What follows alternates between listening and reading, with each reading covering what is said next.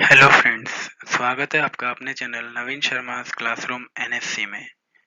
आज हम class 10th mathematics में चैप्टर 7 कोऑर्डिनेट ज्योमेट्री की एक्सरसाइज 7.1 के पार्ट 3 की शुरुआत करेंगे। पार्ट 2 तक हमने एक्सरसाइज 7.1 के क्वेश्चन नंबर 1 से लेकर के 6 तक के क्वेश्चंस को सॉल्व किया था और इसके लिए जो फॉर्मूला हमने काम में लिया था डिस्टेंस फॉर्मूला, उसके ऊपर भी हमने डिस्कशन किया था। जैसा कि हम हर बार हमारे क्वेश्चंस को सॉल्व करने से पहले हम उनमें जो फॉर्मूले रिक्वायर्ड होते हैं उनके बारे में डिस्कशन करते हैं, तो आज भी हम सबसे पहले एक्सरसाइज 7.1 के रिमेनिंग क्वेश्चंस को सॉल्व करने के लिए जो फॉर्मूले रिक्वायर्ड हैं डिस्टेंस फॉर्मूले की, जैसा कि हमें यहाँ ज़रूरत होगी, तो हम उसी को शुरुआत करते हैं, उसी को डिस्कशन करते हैं, उसी का रिवीजन करते हैं। और उसके बाद हम क्वेश्चन नंबर 7, क्वेश्चन नंबर 8 यानी कि जो रिमेनिंग क्वेश्चंस एक्सरसाइज 7.1 के हमारे पास बचे हुए हैं उनको हम सॉल्व करेंगे। तो आज के सेशन यानी कि पार्ट 3 ऑफ एक्सरसाइज 7.1 में हम लोग सबसे पहले डिस्टेंस फॉर्मूले का रिवीजन करेंगे और उसके बाद एक्सरसाइज 7.1 के क्वेश्चन नंबर 7 से सॉल्यूशन करना स्टार्ट करेंगे। तो आज का सेशन हम शुरू करते हैं और चलते हैं नेक्स्ट स्लाइड पे। तो बात कर लेते हैं सबसे पहले डिस्टेंस फॉर्मूले की, जो हम यूज़ में लेते हैं एक्सरसाइज 7.1 के क्वेश्चंस को सॉल्व करने के लिए। तो आप देखेंगे दो पॉइंट्स हैं ए और बी, और अगर हमें उनके बीच की डिस्टेंस कैलकुलेट करनी है तो उसका फॉर्मूला है कि A B is equal to root x1 minus x2 whole square plus y1 minus y2 whole square, या फिर A B is equal to root x2 minus x1 whole square plus y2 minus y1 whole square.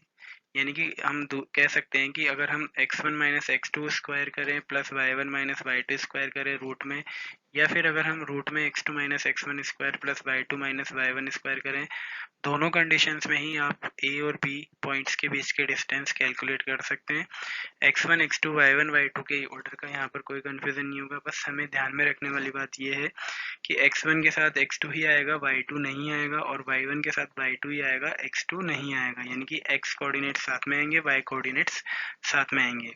Basically ये हमने दो points हमारे a और b थे जिनके x1 y1 x2 y2 coordinates को ध्यान में रखते हुए दोनों पॉइंट्स के बीच के डिस्टेंस को कैलकुलेट किया है। इसी के साथ अगर हम नेक्स्ट स्लाइड में बात करें तो एक स्पेशल केस भी हमने पढ़ा था लास्ट सेशन में भी और उससे पहले वाले सेशन में भी, कि यदि हमें ओरिजिन से डिस्टेंस कैलकुलेट करनी है किसी पॉइंट की, यानी कि जैसा कि आप देख रहे हैं डायग्राम में पॉइंट ओ एक ओरिजिन है और ए एक पॉइंट है रैंडम पॉइंट जिसके कोऑर्डिनेट्स है x, y। तो अगर हमें ओ से ए के बीच की डिस्टेंस कैलकुलेट करनी है तो आप देखेंगे उसका फॉर्मूला है root x square plus y square. तो ये तो एक स्पेशल केस था डिस्टेंस फॉर्मूले का, finding the distance from origin to a point जिसके कोऑर्डिनेट है x, y। अब आपकी स्क्रीन पे क्वेश्चन नंबर 7 है एक्सरसाइज 7.1 कोऑर्डिनेट ज्योमेट्री का, और यहाँ पर स्क्रीन पे जो आपके क्वेश्चन नंबर 7 दिया गया है उसमें है कि find the point on x axis which is equidistant from 2, -5 and -2, 9। तो सबसे पहले हम बात करते हैं कि let the point on the x axis B P, यानी कि एक्स एक्सिस पे जिस पॉइंट की यहाँ बात हो रही है अगर हमने उसको पी अज्यूम किया, साथ ही साथ 2, -5 और -2, 9 को भी हमने अगर Q और R के कोऑर्डिनेट्स कंसिडर किए तो Q की जो फॉर्म होगी Q 2, -5 और R की जो फॉर्म होगी -2, 9। ठीक है। अब क्योंकि हमें बोला गया है कि जो P पॉइंट है वो x एक्सिस पे आता है, यानी कि सिंस ऑन x एक्सिस हमें पता है y कोऑर्डिनेट किसी भी पॉइंट के 0 के बराबर होगा, तो हम कह सकते हैं कि पी एक्स वाई, यानी कि जो P पॉइंट हमने अज्यूम किया था पिछली लाइन में उसके कोऑर्डिनेट अगर एक्स वाई हैं तो वहां पर जो रियल उसके कोऑर्डिनेट मतलब जो फाइनली उसके जो कोऑर्डिनेट आएंगे वो होंगे p ब्रैकेट में x, 0, यानी कि 0 यहाँ पर आपका y कोऑर्डिनेट होगा। रीजन उसका ये होगा बिकॉज p पॉइंट जो है x एक्सिस पर है और x एक्सिस पर y कोऑर्डिनेट किसी भी पॉइंट के लिए 0 के बराबर ही होता है। तो अल्टीमेटली हमें यहाँ एक कोऑर्डिनेट ऑलरेडी मिल चुका है p का, और जो दूसरा कोऑर्डिनेट है x कोऑर्डिनेट उसकी वैल्यू हमें डिटरमाइन करनी होगी। अब क्योंकि हमें क्वेश्चन में गिवन है कि P Q is equal to P R, यानी कि the point on x axis which is equidistant from 2, -5 -2, 9। तो अकॉर्डिंग टू द क्वेश्चन जो हमारी इक्वेशन बनती है वो है P Q is equal to P R. Q और आर यहाँ पर 2, -5 -2, 9 को रिप्रेजेंट कर रहे हैं, और पी वो वाला पॉइंट है जिसको हमने अज्यूम किया है ऑन एक्स एक्सिस। तो सबसे पहले हम अगर बात करें P Q is equal to P R को हमने लाइन नंबर 1 से डिनोट कर दिया है, और अब हम पी क्यू की वैल्यू कैलकुलेट कर लेते हैं यूजिंग डिस्टेंस फार्मूला। तो root x one minus x two whole square plus y one minus y two whole square, जहाँ पर हमने एक्स वन की जगह एक्स लिया, एक्स टू की जगह हमने 2 लिया, फिर y1 की जगह हमने 0 लिया और y2 की जगह हमने माइनस का 5 लिया। तो आप देखेंगे पी क्यू बन जाता है root x minus two whole square plus 5 square, जिसका फाइनली आंसर है P Q is equal to root x minus two whole square plus 25, और इसको हमने लाइन नंबर 2 से इंडिकेट किया। अब हम नेक्स्ट स्लाइड में पी आर की भी वैल्यू कैलकुलेट कर लेते हैं यूजिंग डिस्टेंस फार्मूला। तो आप देखेंगे पी आर का जो फार्मूला जो कैलकुलेशन बनता है वो है root x minus two square plus 0 minus 9 square. तो आप देखेंगे ये x plus two whole square बन गया और minus 9 square as it is है। x प्लस टू स्क्वायर साथ में चलेगा और माइनस 9 का जब हम स्क्वायर कैलकुलेट करते हैं तो 81 आता है। तो अल्टीमेटली लाइन नंबर 3 में आप देखेंगे कि P R is equal to root x plus two whole square plus 81। अब हम ये क्या करने वाले हैं कि substituting the value of P Q and P R in line number 1, जहाँ पर हमने देखा था कि हमें अकॉर्डिंग टू क्वेश्चन दिया गया था कि P की जो डिस्टेंस है वो पॉइंट Q और R से बराबर है, यानी कि P Q is equal to P R, जो कि हमने लाइन नंबर 2 और 3 से वैल्यूज लाइन नंबर 1 में रख दी है। आप देखेंगे root x minus two square plus 25 is equal to root x plus two square plus 81। हमने क्या किया, इस लाइन के दोनों तरफ स्क्वायर किया जिससे कि रूट कैंसिल हो गए, और अब आप देखेंगे नेक्स्ट लाइन में रूट हट चुका है। X minus two square plus 25 equal to x plus two square plus 8। जब हमने एक्स माइनस टू स्क्वायर को एक्सपेंड किया applying the identity A square plus B square minus two A B, यानी कि A minus B whole square से, और इसी तरह हमने x plus two whole square को भी एक्सपेंड किया use applying the identity a plus B whole square, यानी कि a square plus B square plus two A B से। तो आपके सामने जो अंडरलाइन किया हुआ सेक्शन है आप देखेंगे वो हमारा एक्सपेंड करने के बाद बन गया। अब आप यहाँ पे क्या देखेंगे कि एक्स स्क्वायर से एक्स स्क्वायर कट जाएगा, टू स्क्वायर से टू स्क्वायर भी कट जाएगा, रिमेनिंग जो आपके पास बच जाता है, अगर हम लेफ्ट साइड में बात करें तो minus two multiply x multiply two, यानी कि माइनस का 4x हो गया, 25 इसके साथ में चलेगा, इक्वल टू में आप देखेंगे 2x2, यानी कि 2 मल्टीप्लाई एक्स मल्टीप्लाई टू, यानी कि 2 टू ज़ा 4x प्लस 81। हमने क्या किया, 4x प्लस 81 का लेफ्ट में ले लिया और माइनस 4x प्लस 25 को हमने राइट साइड में ले लिया। 4x के पास में हमने माइनस का 4x भेज दिया, यानी कि x वैल्यूज को हमने एक तरफ ले लिया और विदाउट x वैल्यूज को हमने एक तरफ ले लिया। तो आप देखेंगे माइनस का 4x प्लस 4x के पास चला गया और प्लस 81 प्लस 25 के पास आ गया, इस वजह से जो प्लस 81 था वो माइनस 81 में कन्वर्ट हो गया।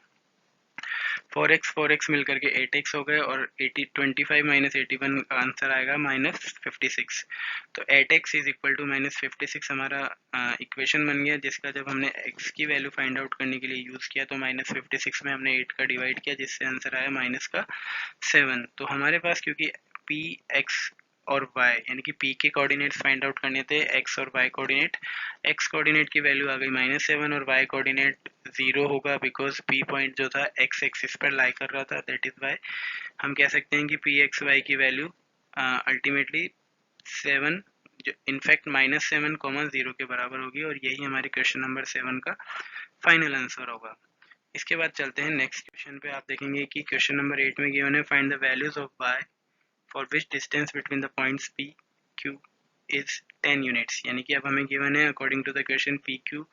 is equal to 10। P और Q के बीच की जो डिस्टेंस है वो हमें 10 गिवन है। हमने PQ में डिस्टेंस फार्मूला अप्लाई किया x1 minus x2 square plus y1 minus y2 square, ये हमारा अंडर रूट में चल रहा है, और क्योंकि ये भी डिस्टेंस फार्मूला है और क्वेश्चन में जो हमें डिस्टेंस गिवन है 10, तो वो भी हम दोनों को क्या कर सकते हैं, इक्वलाइज कर सकते हैं। या आप देखेंगे कि जो लाइन हमने रेड लाइन से आपको एरो बना करके दिखाई है वहाँ पर पी क्यू की जगह हमने उसका डिस्टेंस कैलकुलेट करने का फॉर्मूला रख दिया है। अब इस फॉर्मूले में हमने क्या किया, x1 x2 y1 y2 की वैल्यूज पुट की, यानी कि 2 minus 10 square plus minus 3 minus Y square is equal to 10। हमने लाइन नंबर 1 का जब स्क्वायर किया बोथ साइड्स में तो 10 का स्क्वायर हो गया 100, और जो 2 माइनस 10 वाली लाइन है अंडर रूट में वहाँ पर से रूट कैंसिल हो गया। 2 माइनस 10 स्क्वायर यानी कि माइनस 8 स्क्वायर हुआ, और माइनस 3 माइनस वाई स्क्वायर हमने एज इट इज रखा। नेक्स्ट लाइन में जब 8 का स्क्वायर हमने 64 किया और minus 3 minus Y square is equal to 100 हमने रखा। अब हमने क्या किया, माइनस 3 माइनस वाई स्क्वायर को एक्सपेंड किया applying the identity a minus B whole square, और जो 64 प्लस का था हमने उसको 100 की साइड में भेज दिया, जिसकी वजह से वो बन गया माइनस का 64, यानी कि लाइन बन जाती है -3 square plus y square -2 bracket में -3 एंड ब्रैकेट में y is equal to 100 minus 64, because 64 का साइन लेफ्ट साइड में प्लस का था, जब ये राइट साइड में आ गया 100 के पास में तो इसका साइन माइनस हो गया। -3 का स्क्वायर अब हम लेफ्ट साइड में देखें तो 9 के बराबर आएगा, y square as it is रहेगा, -2 मल्टीप्लाई -3 मल्टीप्लाई वाई, यानी कि 2 3 जा 6y हो गया, माइनस से माइनस प्लस में कन्वर्ट हो गया, तो आपकी लाइन बन जाती है 9 plus y square plus 6y और इक्वल टू 36। 36 कहाँ से आया, बिकॉज जब हमने 100 से 64 को माइनस किया तो आप देखेंगे इसका आंसर 36 आता है। फिर हमने 36 को भी लेफ्ट साइड में ले लिया है, तो आप देखेंगे Y square plus 6y -36 plus 9, 36 का साइन राइट साइड में प्लस था, लेफ्ट में आ गया तो ये माइनस में कन्वर्ट हो गया, -36 प्लस 9 का आंसर हो गया माइनस का 27। तो हमारी इक्वेशन बनती है y square plus 6y minus 27 is equal to 0। तो ये अब हमारी एक क्वाड्रेटिक इक्वेशन जिसको हम नेक्स्ट स्लाइड में सॉल्व करेंगे using the splitting method of quadratic equation, जहाँ पर हम क्या करेंगे y square plus 6y minus 27 is equal to 0 को सॉल्व करेंगे। तो हम देखेंगे एक्चुअल में हमें देखना है कि वाई स्क्वायर का कोफिशिएंट 1 माना जाएगा क्योंकि कोई भी नंबर इसके साथ नहीं है, और जो कांस्टेंट टर्म है इस इक्वेशन में वो है -27। तो जब हम 1 को -27 से मल्टीप्लाई करते हैं तो हमारा रिजल्ट आना चाहिए -27। तो हमें क्या करना है, जो मिडल टर्म है 6 उसके इस तरह से टुकड़े करने हैं कि जब हम उन टुकड़ों को मर्ज करें यानी कि मल्टीप्लाई करें तो रिजल्ट आना चाहिए माइनस का 27, और जब हम उनको मर्ज कर दें तो वो 6 के बराबर होना चाहिए। तो इसके लिए हमने 6 को लिखा 9 माइनस 3। जब आप देखेंगे 9 माइनस 3 6 के बराबर होता है, और जब मैं 9 और -3 को मल्टीप्लाई करूँगा, जब मैं 9 को -3 से मल्टीप्लाई करूँगा तब भी हमारा रिजल्ट 27 आएगा, और जब मैं 9 को -3 से कैलकुलेट करूँगा तो ये 6 आएगा, यानी कि 9 -3 6 को दूसरी फॉर्म में लिखा गया है। अब आप देखेंगे वाई स्क्वायर प्लस 9 -3 वाई -27 बन गया, Y square plus 9y -3y -27। अब हमने यहाँ पे वाई स्क्वायर प्लस 9y से y कॉमन लिया तो फॉर्मूला बनता है y ब्रैकेट में y प्लस 9, फिर -3y -27 में से हमने माइनस का 3 कॉमन लिया तो अगेन ब्रैकेट में बच जाता है y प्लस 9। अब आप देखेंगे y प्लस 9 दोनों जगह कॉमन है तो हमने इसको बाहर ले लिया और रिमेनिंग पोर्शन बच गया y माइनस 3। तो इस तरीके से y प्लस 9 और y माइनस 3 हमारे पास दो ब्रैकेट आ गए, और ये दोनों के बराबर में 0 हमने लगाया हुआ है। तो अगर हम y प्लस 9 को 0 के बराबर रखें तो आप देखेंगे y की वैल्यू -9 के बराबर है, या फिर अगर हम y माइनस 3 को 0 के बराबर रखें तो आप देखेंगे y की वैल्यू 3 के बराबर है। तो इस तरीके से y के दो आंसर आए, या तो 3 या फिर माइनस का 9। तो इस तरीके से हमारा जो क्वेश्चन नंबर 8 है वो भी कंप्लीट होता है। यहाँ पर हमने y की जो दो वैल्यूज है वो डिटरमाइन कर ली हैं, और इसी के साथ हमारा जो क्वेश्चन नंबर 8 है कंप्लीट हुआ, और इसी के साथ एक्सरसाइज 7.1 का जो हमारा आज का सेशन है वो भी कंप्लीट होता है। आज का हमारा पार्ट 3 बेसिकली क्वेश्चन नंबर 7 और क्वेश्चन नंबर 8 के लिए था, और रिमेनिंग क्वेश्चंस हम नेक्स्ट पार्ट में डिस्कस करेंगे। तब तक के लिए थैंक यू सो मच।